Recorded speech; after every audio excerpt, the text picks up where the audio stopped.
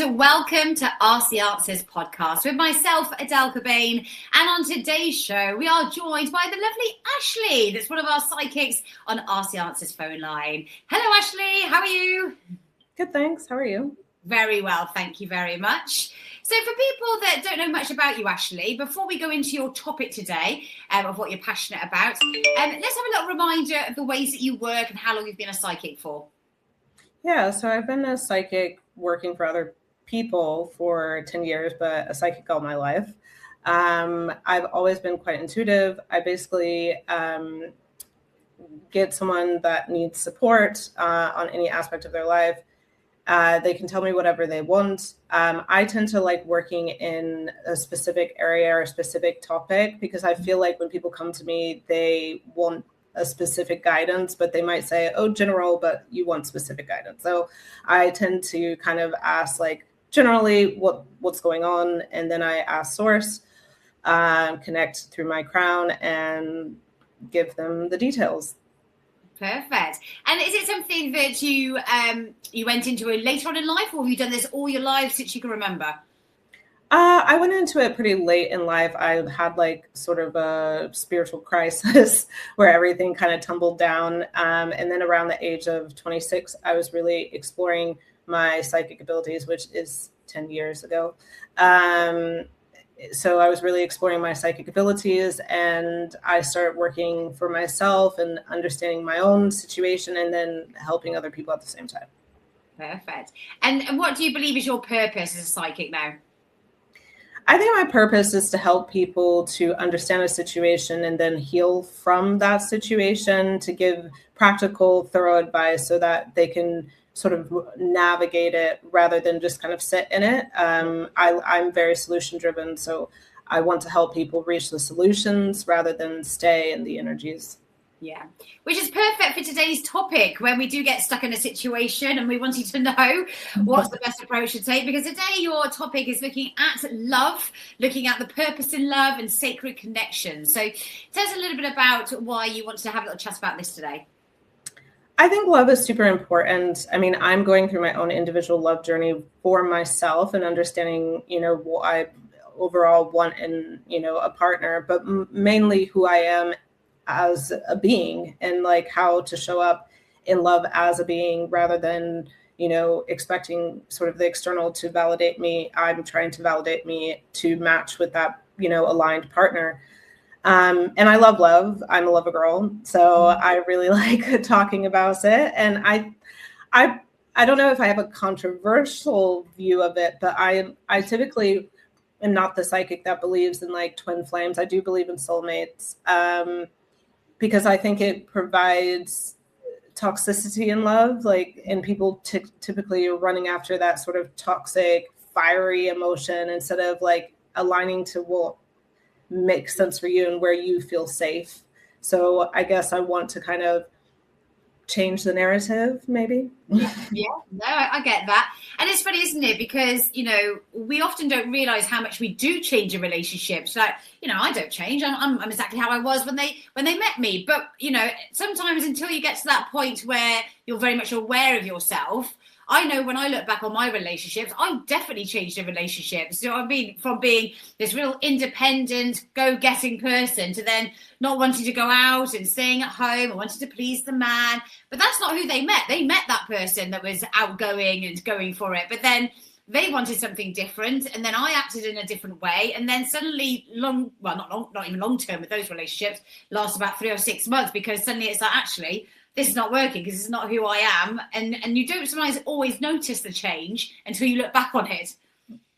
Exactly. Yeah. I think like everybody changes in relationships for good or for worse. Yeah. And yeah, hindsight is really 20/20. Especially when you can, it isn't the right word, but saying that sometimes we do get quite desperate in love, especially when you so desperately want it, you sometimes can end up putting up with stuff that you wouldn't normally put up with because you so just want to be in love and be in a relationship and have that perfect ending. Yeah. And I think there's nothing wrong with that. But I think as a society, we're almost taught that our worth and our value really comes from our relationships. And so, especially, I believe, for women. And so I think we almost kind of put up with things that we normally wouldn't, because we have this value just by being in the relationship itself. So it's like, well, my value has gone up, so why not put up with this and that and this and that, and then your boundaries are completely broken. Because you've found your value through that relationship instead of, I believe, found your value probably before through yourself and the connection you have with yourself. So what is your role as a psychic then, when it comes to love? Because, there's not one set manual for love. It can be very complicated. You have all different sort of, stages of relationships, different ages of people. So, I mean, it can be quite, I don't know, maybe challenging sometimes for you as a psychic, or do you find it quite naturally easy to guide somebody in love? I think it's quite challenging because I feel like people often come trying to hear what they want to hear.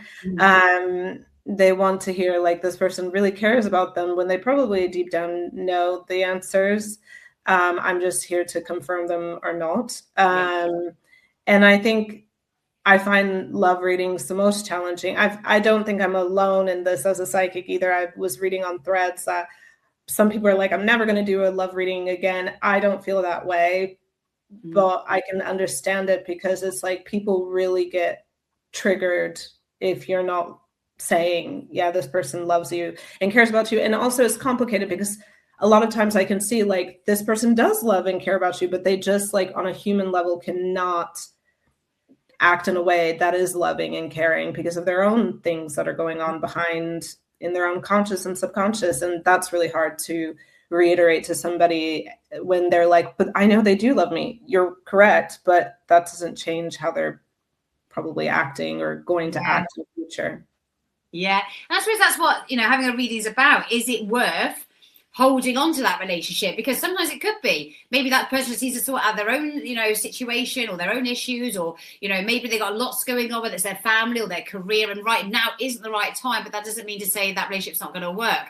But then for other people, it might be the fact that you've given that, too much time now, and actually they're not going to change, and, you're not their priority. And sometimes people need to hear that. Yeah, I think sometimes people need to hear that. I think what I've noticed really is that people like hearing the fact that they are cared about, that this person does really care about them, and giving them that, not to say that I'm giving them that because that's what they want to hear, but if I'm seeing that, reiterating the unconscious and subconscious things that are going on, people do want to hear that because they don't see it. They're just seeing the action, and maybe the action does not meet their heart. But if I can tap into the unconscious and subconscious for them to say like, hey, this isn't your fault. It's got more to do with them than it does to do with you. I think that has really helped people to be like, okay, it's not me. I didn't do anything wrong. Yes, this person's got stuff. Okay, I can move on, or I can take this sort of path. Yeah. And sometimes I realize maybe even those relationships that don't take it personally. Sometimes it's got nothing to do with you. Yes, there's always things that we can work on ourselves and, be better at, but sometimes actually don't take it personally, but it's not the right relationship for them at the moment. Right. Yeah. I mean, what do you think? For you, what would be the first steps to finding the right partner? Do you have any tips that you can give people that are listening? Yeah, I think look within. I know it's cliche, but if you want to attract the right partner, it's like, what energy are you omitting out? If you're desperate and you're, I need to find a partner, you might find a partner, but it might not be the right one because you don't know, you don't know your own standards. You don't know where you are at. You just really want to find love. And also, I would say start making a list. People are like, oh, don't make a list and stuff like that. I think it's a good idea. I would not be in the beginning, if you're just starting out to look for love, be so prescriptive, because you might find it in meeting a particular person and you're like, oh, I like this, but I don't like this. But a general list of what that person looks like, who that person is, personality, traits, even the external, like whether that person can afford you, we don't want to think about those things, but those things are real and human. and even be curious, date different people that you might not normally date, or just be curious when you go into a date to just be like, okay, I'm going to find out. I feel like, and I do this, I feel like on the first date, I'm very much like, I know, because I am a psychic, I know very quickly, like, I like this person, I don't like this person. But then the curiosity just drops, and I haven't really gotten to know this person, and their human self versus their higher self might be acting, extremely different. So, yeah, I would say those top three things is probably the best way to approach love. What about, I mean, it's in the media at the moment. I don't know if you've seen or follow much about the news, but Katie Price has got engaged after a week of a romance with a guy, a multimillionaire guy in Dubai. And they're all shocked. They didn't see it coming. After a week, she's engaged. Do you think you can know someone well enough in a week? No. I think you can definitely feel an attachment to somebody. I've been in that sort of situation where I've definitely felt like, oh, I really like this person. This person is it. But I would still say let the human self develop into the relationship to get to know them. Because again, like I said, the higher self and the human self operate on two different frequencies. Mm-hmm. And you might see these excellent qualities in the higher self, and the two higher selves are meeting in the astral plane. But then the human self is not meeting the standards in which the higher self wants to go to at that time. And time really does tell you who that person is. So I don't know.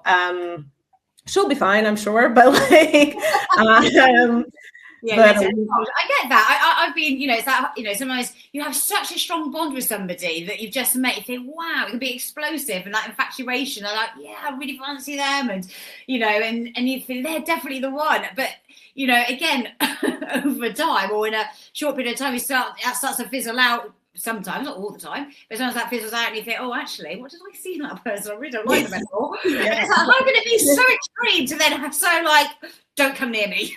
Yeah. It's crazy. Like even, recently an ex got back in touch with me, and I was just like, what did I see in that person? But you're also a different person at the time that you meet that person. Yes. So I don't know. That week is extreme. I suppose there's some people that, they just literally, life's too short and just want to experience, just those, just, I don't even know what the right word would be, but, just going with it and just letting things happen and seeing, where it could lead, I suppose, and just jumping in the deep end, especially when you have been in relationships or been married and you had children, you might have that attitude like, oh, well, I've been there, done that, if it works, it works. If it doesn't, it doesn't type of attitude. But at the moment, I'm enjoying it and I'm living in the present. I think that's great for a relationship. I think it's great to go into it like, well, I've done all the experiences. I just want to have fun and enjoy life. But to get married, it seems a bit formalized to do that. Yeah. And that's when you got to look at your values when you're in a relationship, because some people don't see marriage as a big thing. They take it with a pinch of salt. I'll get married, but I can get divorced next week. So, it's no big deal. But for other people, it's a massive commitment. And some, bless my friend, we got together at the same time with our partners. We've been together with our partners for, oh God, broke me on the spot now, but around about 12 years. And me and my husband got married after like 2 years of being together. And she literally got married last year. It's been a long engagement where unfortunately he didn't feel he wanted to commit. He didn't see it as a big deal, but she's had children with him. She wanted that final commitment. It meant a lot to her.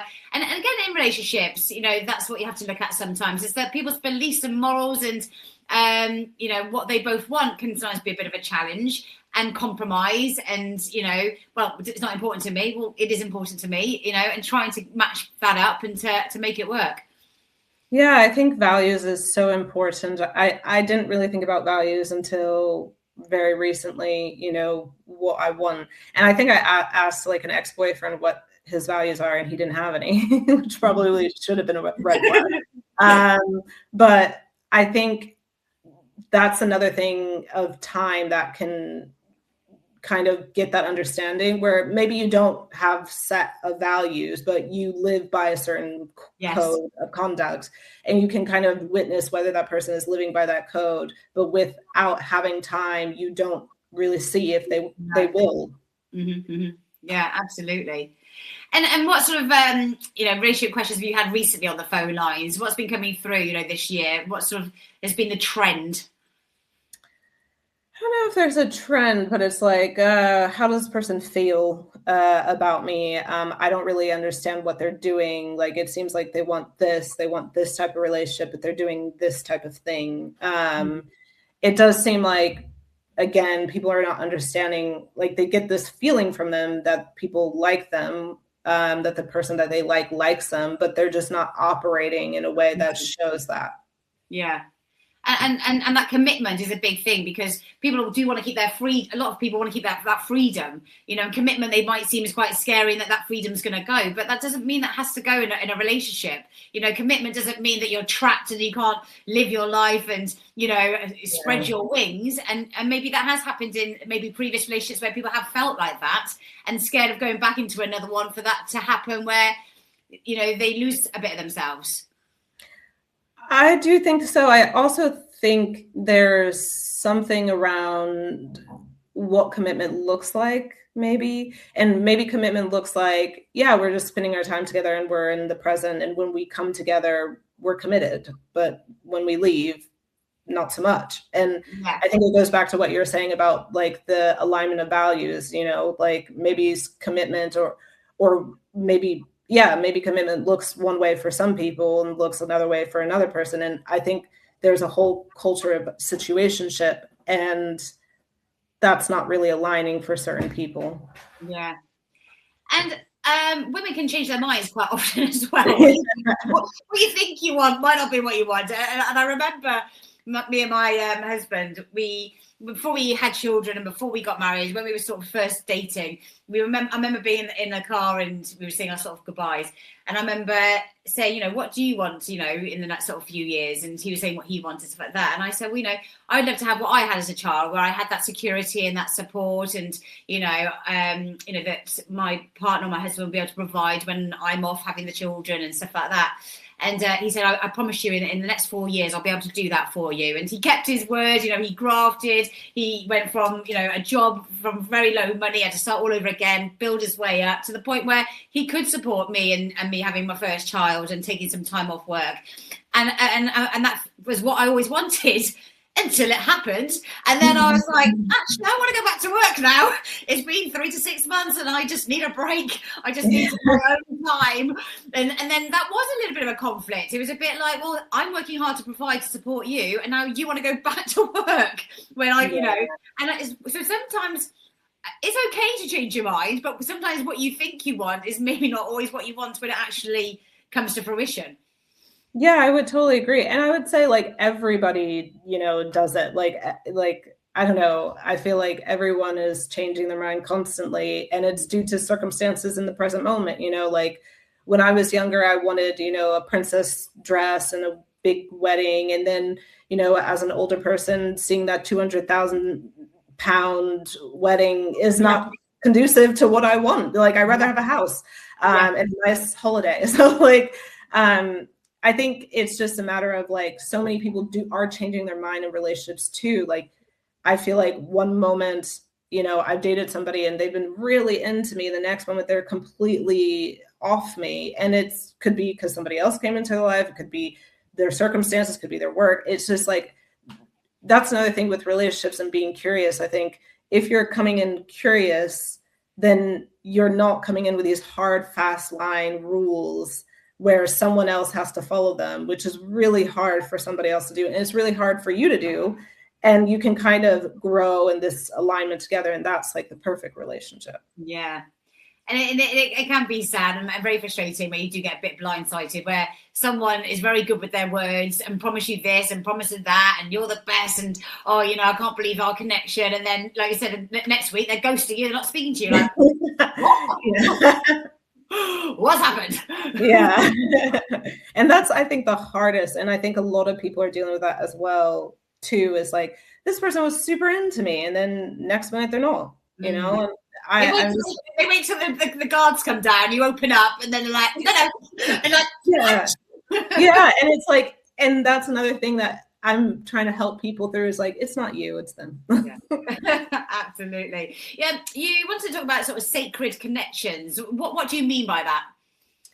I guess my idea of a sacred connection is a connection that can meet you exactly where you are. You know, you don't have to be doing anything. I think a lot of times we're constantly having to do for the other. And it's like, yes, that's a part of it. You know, you can't just show up and be like, okay, I'm here, nothing. But but I think the sacred connection is when you're like, you are yourself, they are themselves, you both can come together. Mm-hmm. And I kind of want to move this away from twin flames, because a lot of people talk about twin flames being the sacred connection, that we're opposites in astrology, we're opposites and we're, fighting, and that's supposed to create growth. And yes and no. Of course, polarities do create growth and do catalyze change, but I don't necessarily believe that you cannot be yourself and that person can't be themselves, and you can't catalyze change, not just through conflict, but also through joy. And I think a lot of times we think of, the conflict is what's going to catalyze. Joy can also catalyze. You being loved just as yourself can make you expand. Your heart expands, can make you expand, more innovative, more creative, just a better person, a better partner, a better friend in your life, and better at work as well. So I think that should be the new narrative of a sacred connection. Yeah, no, absolutely.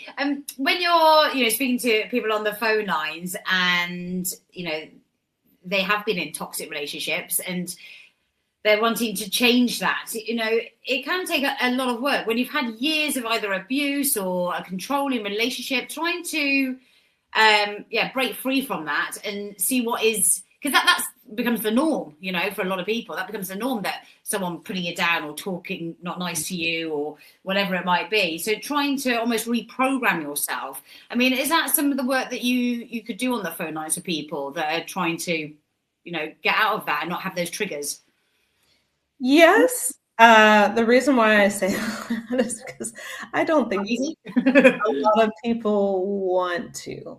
And that's sort of the challenge that I'm seeing is, and maybe it's like you said, people are so used to it that they don't know another way. There's no potential, and actually to change it would be quite difficult and hard. And it can be a lonely journey. So in the 20 minutes that I'm talking to them, it's like I am encouraging, but sometimes, to be frank, nobody wants to hear that, because it's like, yeah, but I want this person. And it's like, so yes, I do try to say, yeah, but this person is in this position right now. That doesn't mean that you're a bad person. That doesn't mean that you're not worthy of a connection that you deserve, but this person is just there. And some people are open to hearing it. I think most people are not, because they are very stuck. But I try to say, step away from this situation. It's not you, it's them. And then let's move in a different direction. Like, what do you need at this period of time to get over this person? What do you need at this period of time to move through the grief? Because there will be grief. It is going to be hard either way. It's going to be hard in this connection, consistently putting up with someone who is not loving you the way that you deserve. It's also going to be hard to grieve. Sometimes you just have to take the steps of grieving. Yeah.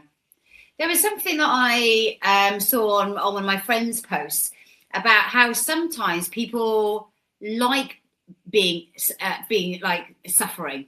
They get to that point where I can't remember what the sort of the saying was, but it was basically the fact that they enjoyed almost suffering. It gave them something to talk about, and if they didn't have that, they didn't have anything to moan about or groan about, they wouldn't have anything. Almost, they had that sort of attitude. Do you ever come across anything like that? Yes. When I was doing a lot of healing work on myself, there is something called like the victim energy, where people enjoy being a victim. And I don't want to be morose. I think a lot of people have learned that behavior because it's easier and it's knowledgeable. Like, what you're getting into. I know I'm getting into this toxic relationship. I've done it before. I can do it again. Versus what it would mean to stop the suffering loop. It would be hard work because I don't know what's on the other side of that. And I used to look at people and judge people and be like, why do you want to be a victim? Like, as someone who used to be a victim, pulled themselves away from that, it is very challenging, I must admit. But after a while, it does get easier. Whereas if you're still continuing down that consistent road of being a victim, it's never going to change.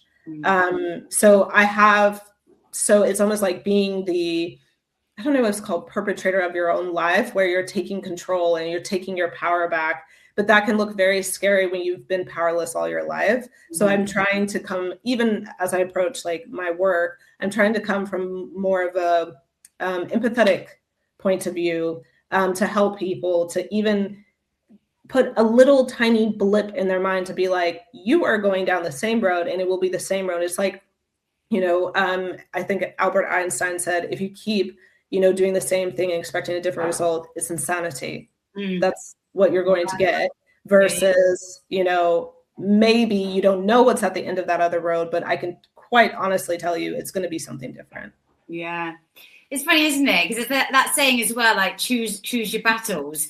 Sometimes not just in love, but in your everyday life, you think, oh, it's not even worth it. I'll just let that go for now. When actually you would probably normally go, no, actually that's not right, or I don't like that. But sometimes you think, actually, it's not worth it. It's not worth that big whole argument over it, just so I can get my point across. So many times we do in life, brush things under the carpet that normally we'd like to speak out about, or say, actually, I don't. But you don't want the hassle of it all. Even people, when we see, people in the news, who've either been going down a bit of a rabbit hole here. But, when you see people getting attacked or stuff like that and bystanders don't get involved, or a car breaks down, how many times have you gone past a car that's broken down and your head think, oh, should I stop and ask to help? Oh, I can't because I've got to pick up the kids up in about 10 minutes. So I haven't got time to do that. And things like that. You just think, oh, gosh, so many times you think, I haven't got time. I haven't got time. It's not to be selfish, but you don't want to bother with the hassle. You can't be dealing with it. So let's just brush that one under the carpet, because it's easier to do that than it is to actually stop and pay attention. Yeah, that's true. But I would say with one's own personal journey, it's like you always have time for it. You have time to be in that toxic relationship. You have time to get out of it and choose something new, because it's just going to continue and you're just going to suffer. And then you end up, boring everybody else in your life, complaining about the same thing, and then you're not doing anything about it. And some people can live with a level of like quiet misery, I would say, and continue down that same road. I personally can't. I also believe that when you get so uncomfortable, and everybody has their breaking point, it just depends on what yours is. When you get so uncomfortable with the status quo, you will want to change. And a lot of times in that sort of journey, it's called a hero's journey. In that sort of journey, you kind of like, no, I don't really want to change. And you go back.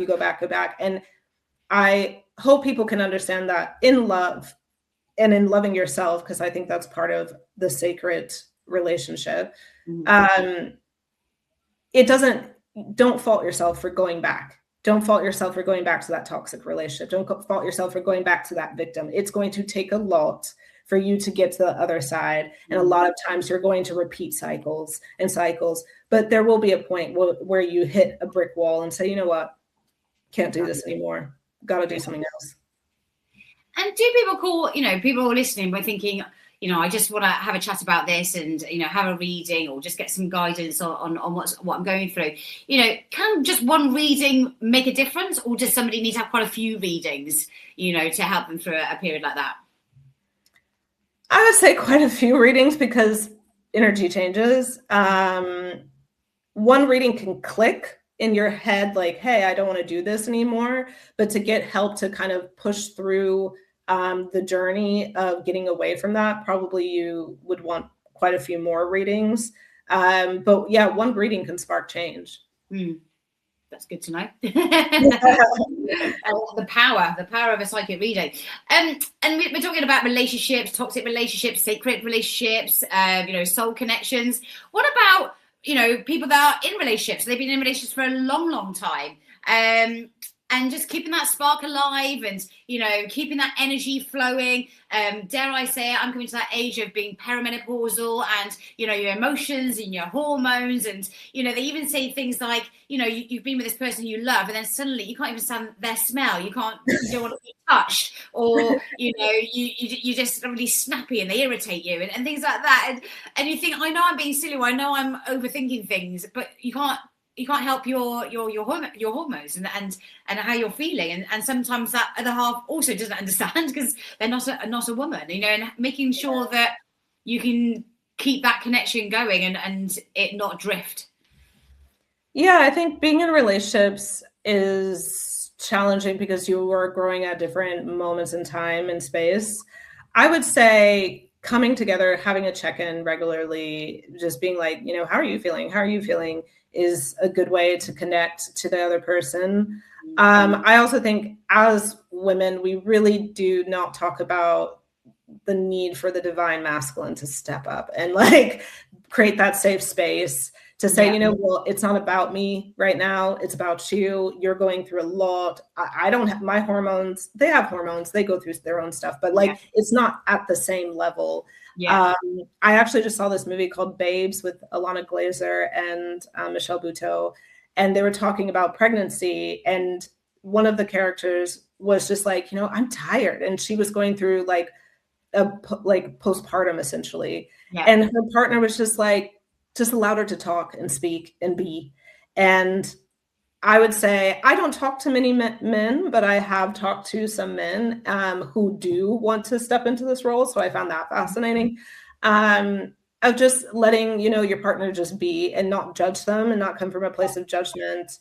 And, maybe it's a matter of kind of understanding who they are as people, like what's going on in the unconscious, what's going on in the subconscious as well. That's where I can come in as like this outer layer that's happening, or the shadow that's happening, because that can inform why someone is acting the way that they are acting. And it most of the time has nothing to do with you or their partner. It has to do with them and what they're going through. And just sort of coming from that place of understanding can help, in these hard and difficult moments, understand the other person. Definitely. And I think if you have that space, you can think a little bit clearer and be a bit more aware. But I think if people are, in that rat race of work and here, there and everywhere, and you're both tired, you're both snappy, it becomes a bit of a battle of who's done this and who's done that. Well, I've had a more tiring day than you, and and it's trying to step away from reacting like that. And I know that, you also sometimes with the gentleman, you don't want to come across as like you're being a mother. You don't want to be telling them off, or telling them what to do. So sometimes trying to get your point across can sometimes come across like that, which automatically with lots of guys that put their guards up and they won't listen to you. When actually you just want them to listen and to hear, like, actually, I'm not feeling great today, or sometimes you just want them to read your mind and just do things. Tell them. But unfortunately, the majority of the time we do have to tell them because they don't get it. And they say, well, why don't you tell me? Why don't you say you were tired? Why don't you ask me to do the washing up? I shouldn't have to. But you can see I'm passionate about this, actually. You can see I'm not the only one. I know there's somebody probably listening going, I hear you, Adele. I hear you, Adele. I mean, my husband's great. He does step up when needed. When I start snapping, then he knows I've been pushing the limits. But generally, it would be nice if we didn't have to tell them. But sometimes we do have to just let them know and communicate, because they're not mind readers. Yeah, and how you communicate. I mean, like, I just went through this recently. It's like I realized how I was communicating to somebody was very emotive. Like, I was just like, I'm feeling all these things, like, and you should know it. And it's like, this person didn't hear me, and the only way that they could hear me was, like, not only, I didn't even step into my logical mind, which I thought like, oh, that's how to communicate to a man. No, I literally just was direct and clear and was like, I need specifically this from you. He was like, oh, okay, got it. And my energy shifted and I had to kind of simmer down. And I think, like, we do communicate differently. Men and women do communicate very differently. And sometimes it's super frustrating because when I talk to my girlfriends, they know exactly what I'm saying. When I'm talking to my guy friends, they have no idea what I'm saying. So like, it's like, and I think it's a when you do know your partner for a long time, you start to understand how their communication styles are, and it gets easier. But it's still a challenge because then you are triggered and then they are triggered. So it is such like a dance, but having that patience, I think, will help. And then not snapping, not going into, okay, well, this is your fault. It's like, well, what can I do to help you hear me? And I think hearing to be understood, rather hearing to get your point across and to compete, is a totally different way of communicating. Yeah. Oh, it's a complex one when it comes to love, and I'm sure there's going to be people listening. The great thing about having a psychic reading, and I've said this before when we've spoken to people, is that, there's not, as I mentioned before, a manual to love. There's going to be so many people in all different stages, more than one person involved. There could be love triangles, there could be exes, there could be, new love are on the horizon. You could be just dating, you could be married for a long time. All different, whether you're gay, bisexual, whatever your preference is, on the phone lines, it's non-judgmental, it's private. Because I think sometimes people think, oh, I'm going to be a bit embarrassed, or this is going to be really awkward, but I just need to know these things. I need to speak to somebody about it. Yeah, I mean, I'm not judging you. I'm not even really listening from a place of my lower chakras where I'm connecting to how I would feel. I just had a call like that. I wouldn't go into why I felt like that, but I was just like, my human self would not be happy right now listening to this person. But I was like, I'm not listening for my human self. I'm listening to give you guidance. And that's how I took it. Yeah. So I hope every psychic is like this.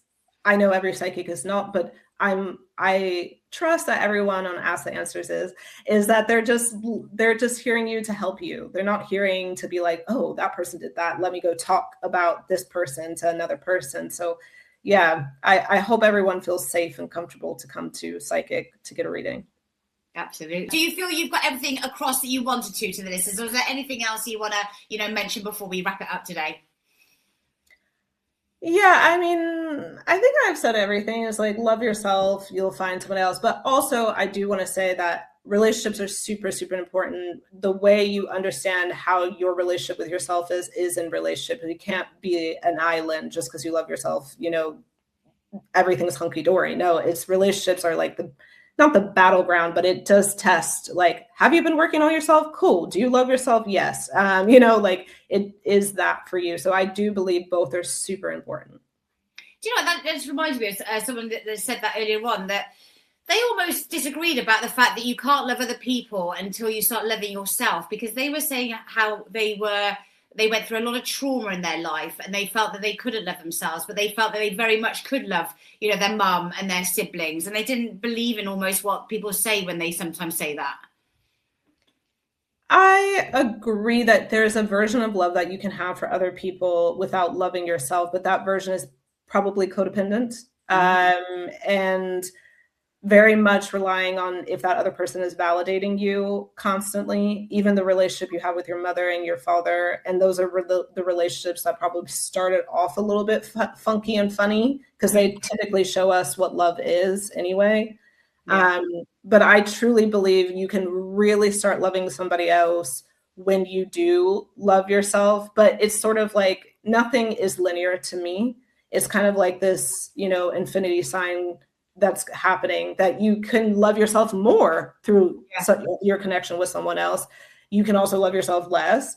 But there is a level of self-love that you, in order to be at your highest version of love, that I believe you need to have to fully be able to know what your boundaries are, what your values are, so you can really show up for that other person. And that almost that unconditional love where you're not expecting anything back. Yeah, exactly. Good, nice. I like it. Well, actually, for people that are listening, you are on the phone lines if people want to come through and have some psychic readings. Your PIN number is 700663. Just checking that is yours. That is your PIN number. It sounds about right. Actually. And how often do you tend to be on the phone lines, just in case people are thinking, I need to speak to this lady after what we've just heard? During the day, usually, or a little bit in the early evening, UK, Central European time. Perfect. Ashley, it's been a pleasure speaking to you today. Thank you so much. Good luck with everything, for all the phone calls and all the other work. And we look forward to catching up with you at some point in the year. Thank you very much, Ashley. Thank you. Bye. Thank you. Bye.